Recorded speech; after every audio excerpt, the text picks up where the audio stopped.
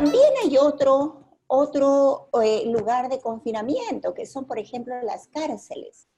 ¿Qué sucede aquí? Aquí también hay normas, aquí también hay reglas, aquí también hay una situación de organización que se da en la medida que facilita, bueno, acá otros temas ya que van más allá de los objetivos de análisis de hoy.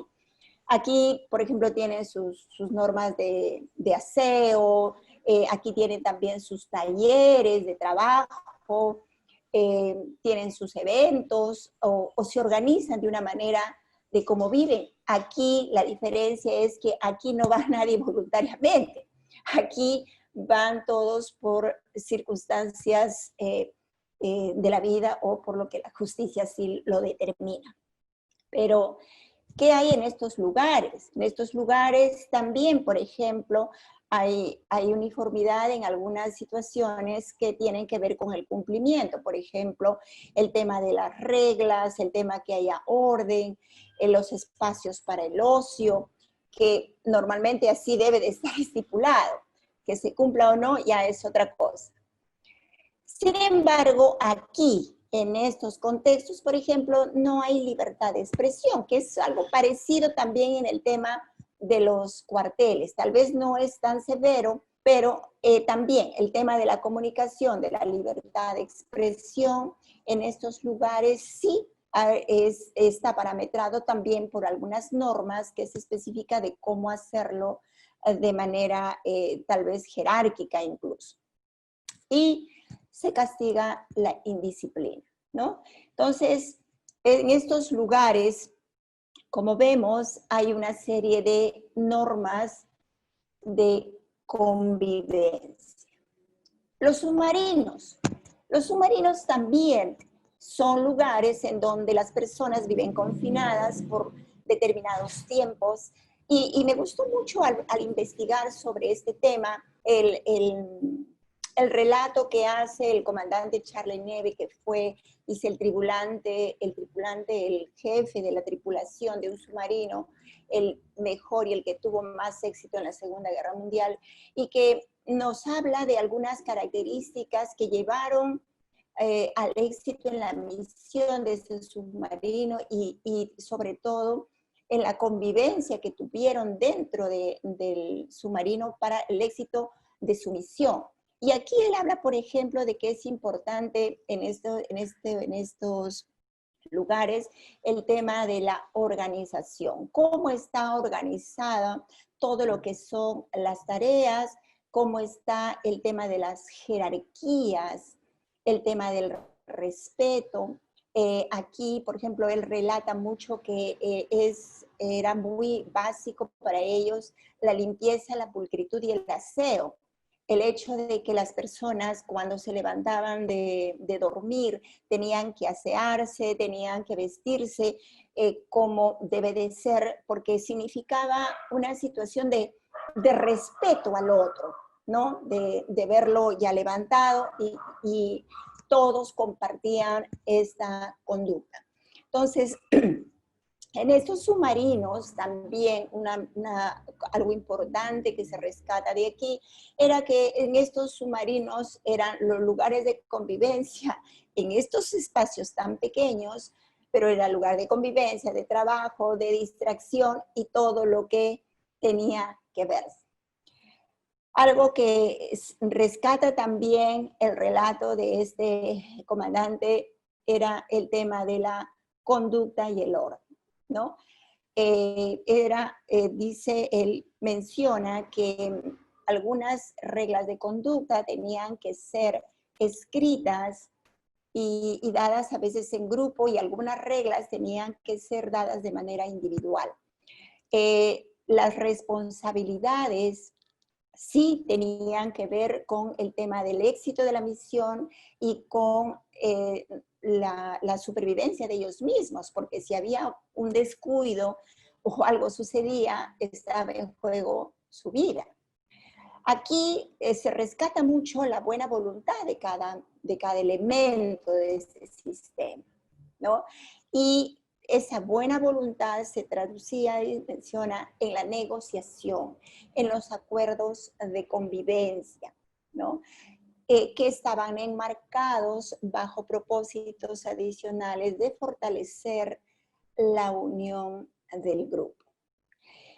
Esta forma de convivencia, como podemos mirar, los lugares bastante reducidos, misiones que tenían que cumplir, propósitos que habían que cumplir, pero dentro de todo esto había una sujeción a la norma, a la regla, a la responsabilidad. Y entonces, mirando un poco estos sistemas, estas convivencias, en el tema ya de reflexionar sobre lo que nos toca mirar a nosotros desde el punto de vista ya del trabajo en salud mental, la familia en la cuarentena. Yo haría una pregunta particular. ¿A qué sistema se está pareciendo o se parece mi familia? ¿No? ¿En qué temas de convivencia y cómo estamos fluyendo en el día a día? Somos un cuartel, estamos en un monasterio, aunque el tema religioso quizás no es tanto el tema hoy. Somos un grupo de astronautas muy rígidos, un submarino, estamos en una cárcel.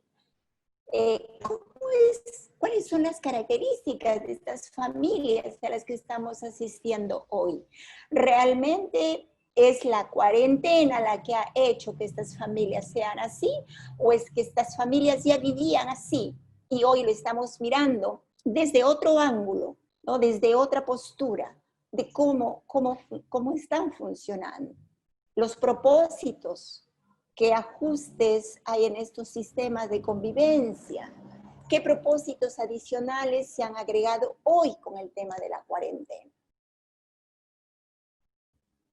Cómo está en el tema de sus rutinas. Antes pasaba algo, sucedía algo, cada quien tenía sus horarios, salían, a veces desayunaban o desayunaban juntos, almorzaban o se veían en la noche. X formas de convivencia. Entonces, ¿qué pasó? Hoy solamente estamos asistiendo a una mirada desde otro ángulo, siempre las familias estaban funcionando así. Es un tema que nos involucra reflexionar.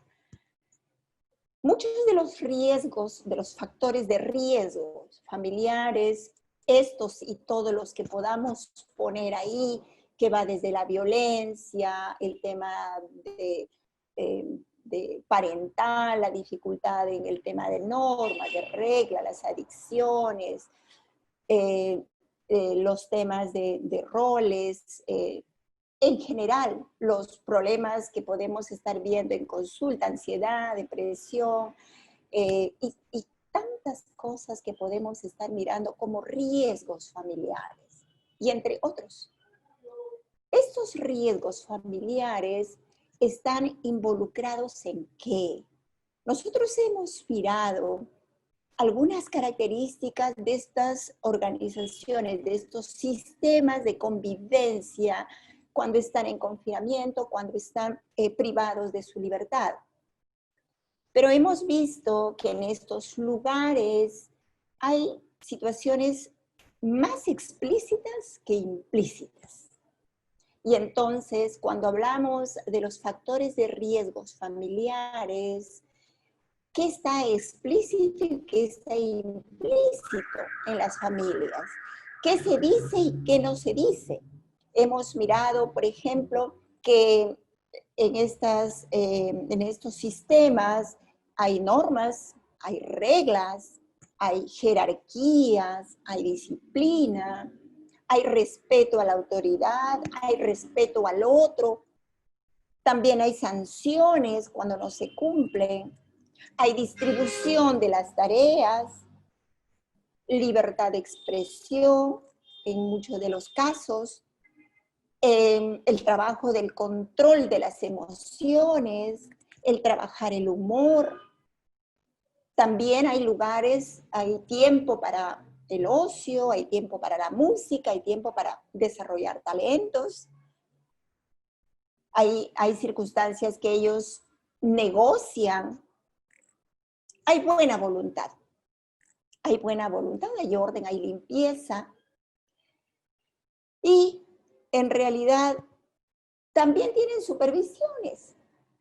Miren, todo un sistema de mirada interesante para nosotros de cómo funcionan estos confinamientos, estos sistemas para cumplir misiones, para cumplir objetivos.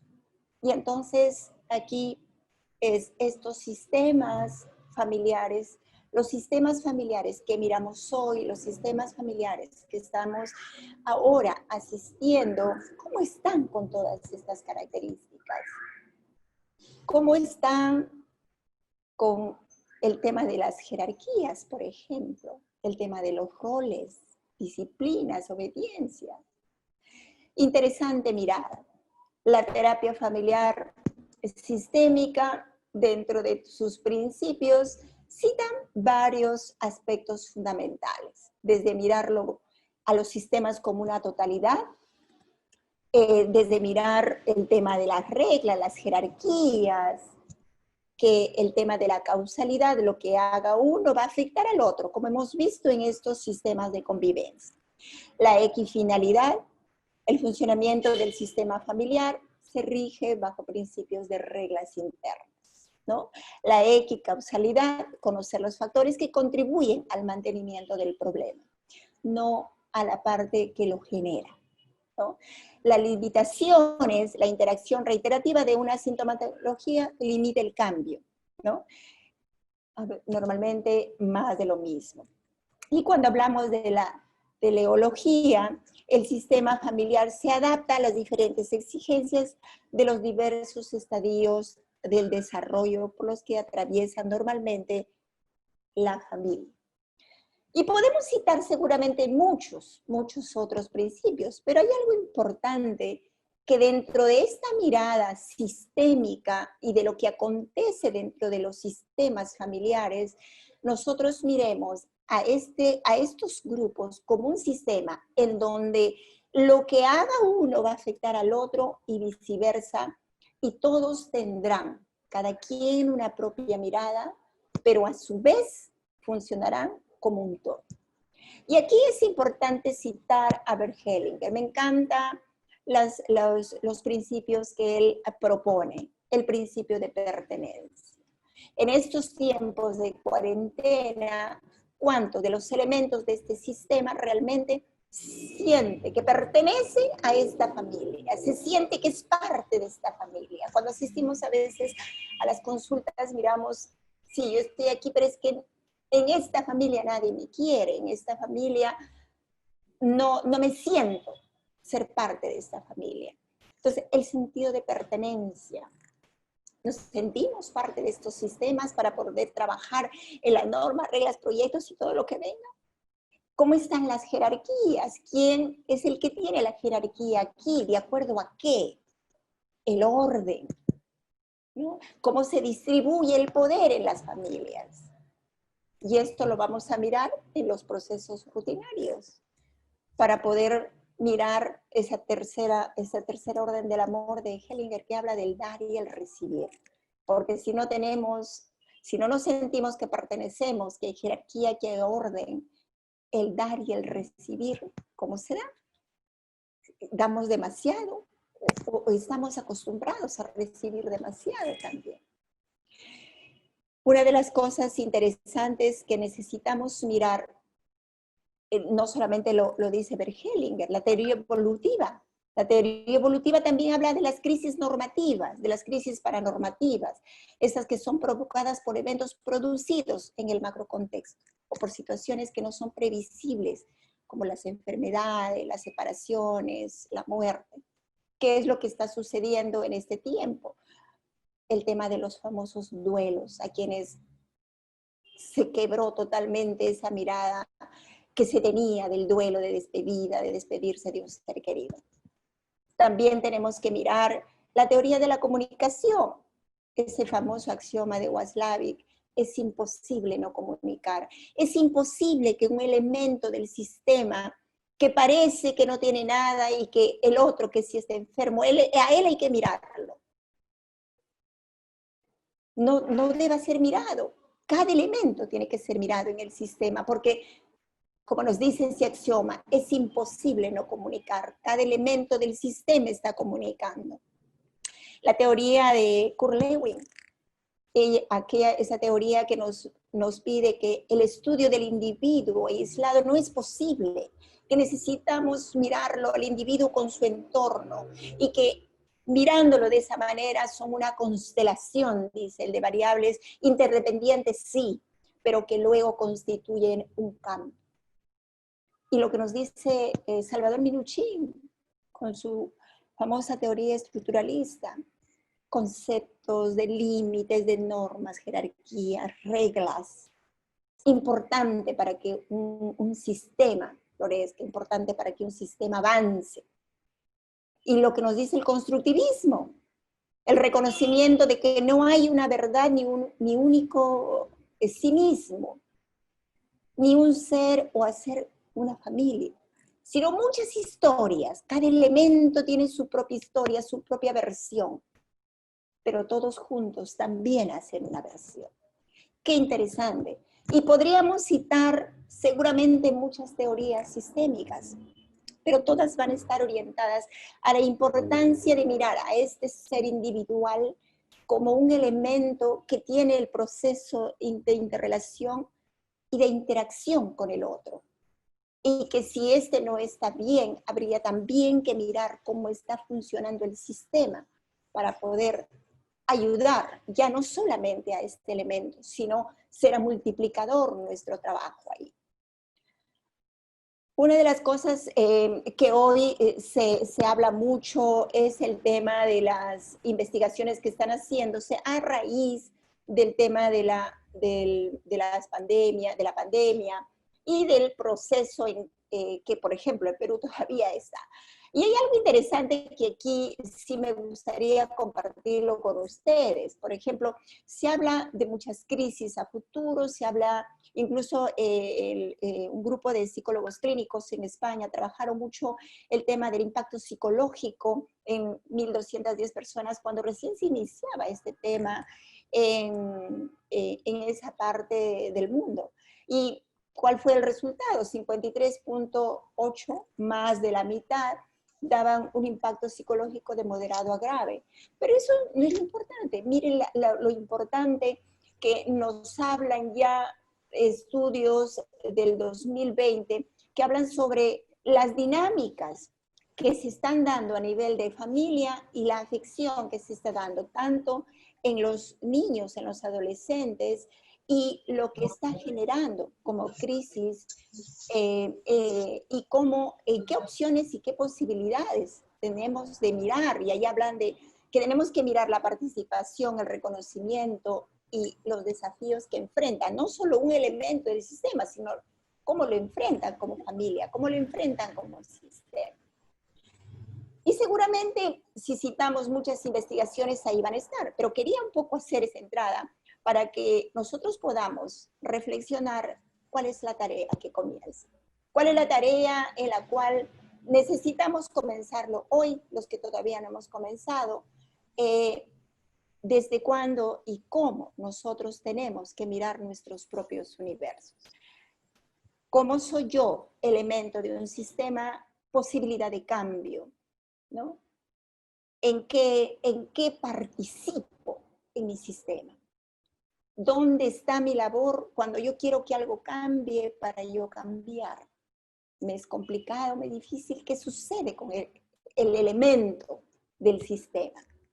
Y me plego de manera muy fehaciente a lo que dice Alejandra Sebrelli en el 2020.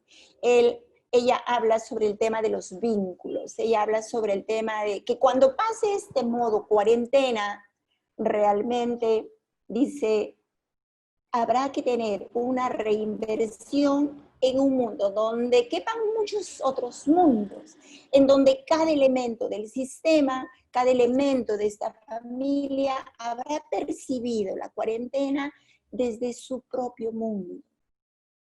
desde su propia perspectiva. Y aquí será importante, menciona ella, apostar y fortalecer el proyecto histórico de los vínculos. Interesante.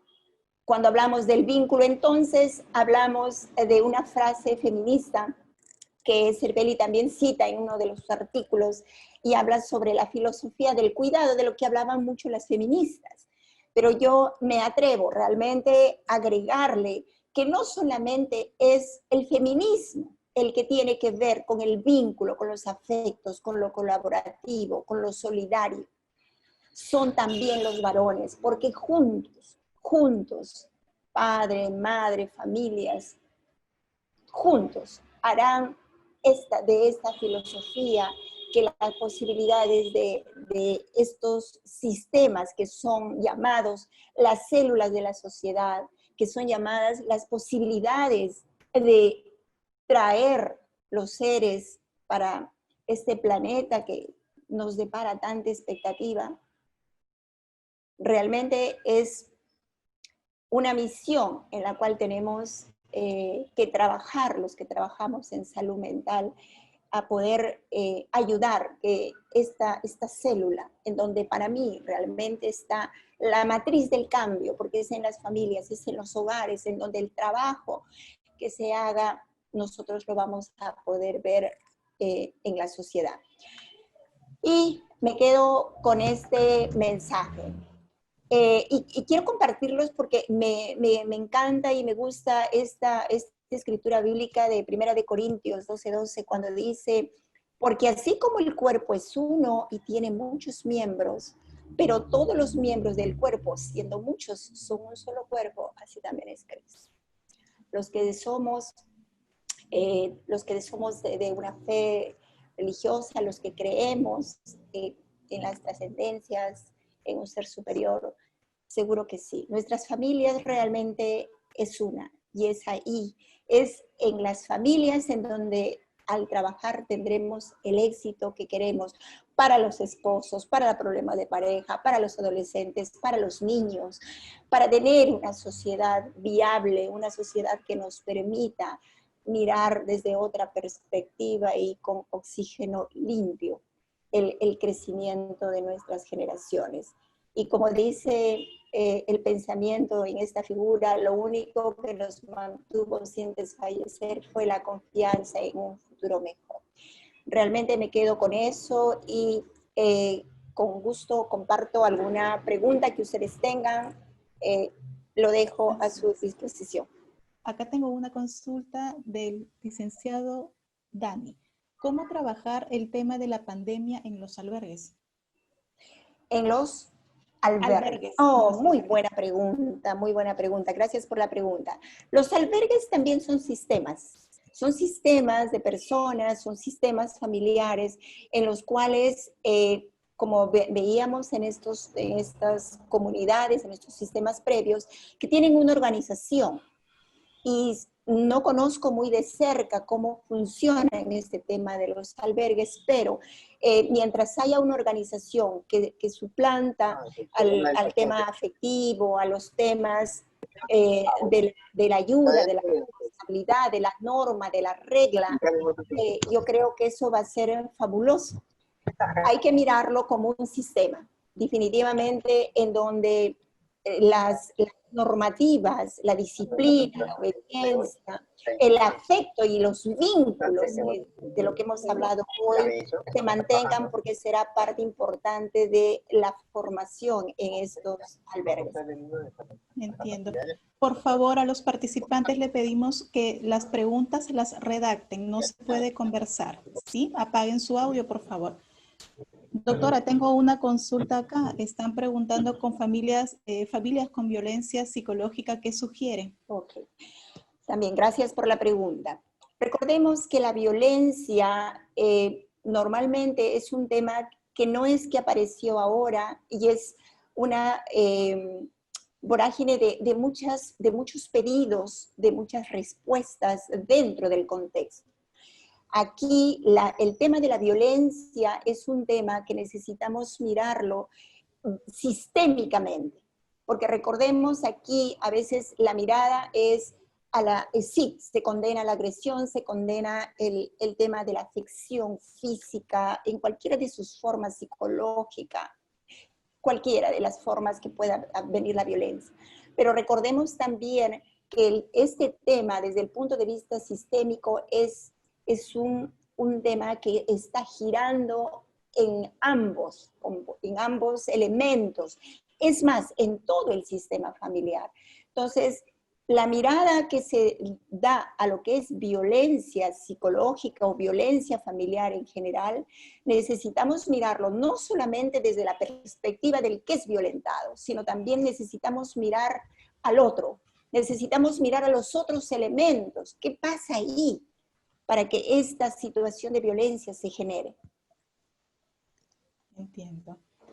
Muy bien. Bueno, solo hay agradecimiento, doctora. Le leo algunos. Dicen felicidades por su ponencia. Muy linda la ponencia, dicen. Muchas gracias. Gracias. Muchas gracias a cada uno. Agradecidos. Acá tengo una última consulta. A ver, dice, ¿cómo trabajar la terapia familiar con familias que han perdido a un integrante? Oh, muy buena pregunta también.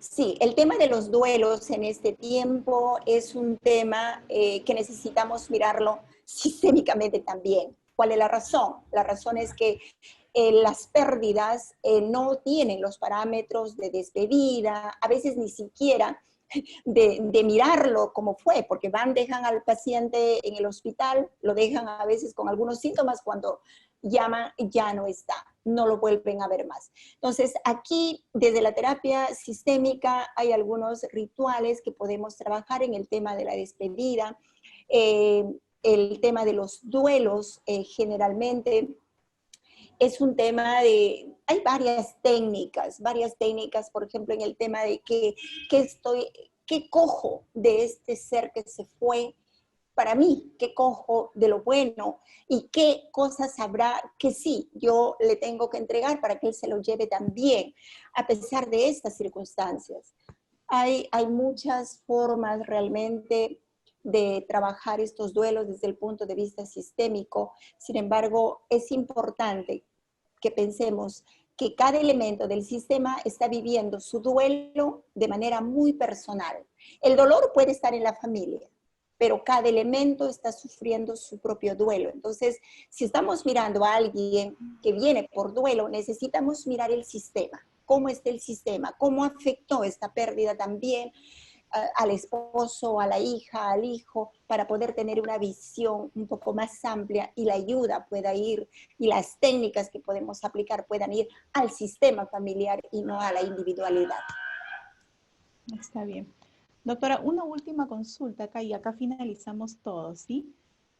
Bueno, el licenciado Dani David nos vuelve a preguntar, ¿cómo trabajar en tiempo de confinamiento con niños de la calle? Wow. Interesante pregunta, interesante pregunta. Los niños de la calle, bueno, no, sé que hay algunos programas que está regido por el tema de las municipalidades, ¿no? En estas municipalidades, hay los que se trabaja con este tipo de comunidades, con este tipo de sistemas.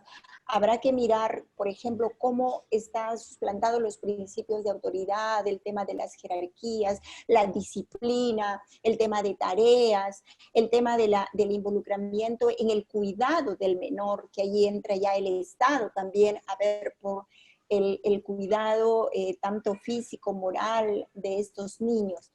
Realmente nuestro país es uno de los países que adolece mucho de esta problemática. En estos tiempos de pandemia, con todos los chicos recluidos en sus casas, en sus hogares, muchos seguramente en hogares que no son de ellos. Es un tema bien complicado que se tiene que manejar desde las municipalidades, yo diría desde el mismo gobierno, pero en los lugares en donde se tienen a estos niños, sí, el tema de los vínculos es importantísimo trabajar, ¿no? El tema de los afectos, son chicos carentes de todo este tipo de posibilidades que hemos visto para fortalecer un sistema. Perfecto. Doctora Zoila, muy agradecida con su tiempo, muy agradecida con su ponencia, como siempre, muy enriquecedora. Muchas No, gracias. gracias. Esperamos Gracias a poder- cada uno de ustedes. Gracias de verdad a los colegas que también están en la parte virtual. Mis saludos y cariños. Y a cuidarnos todos Así es, para a cuidarnos sistémicamente todos. estar bien. ¿Ok? Muchas gracias, doctora. Estamos hasta en otra oportunidad con usted. Nos vemos. Gracias. Cariños para todos. Hasta luego. Gracias.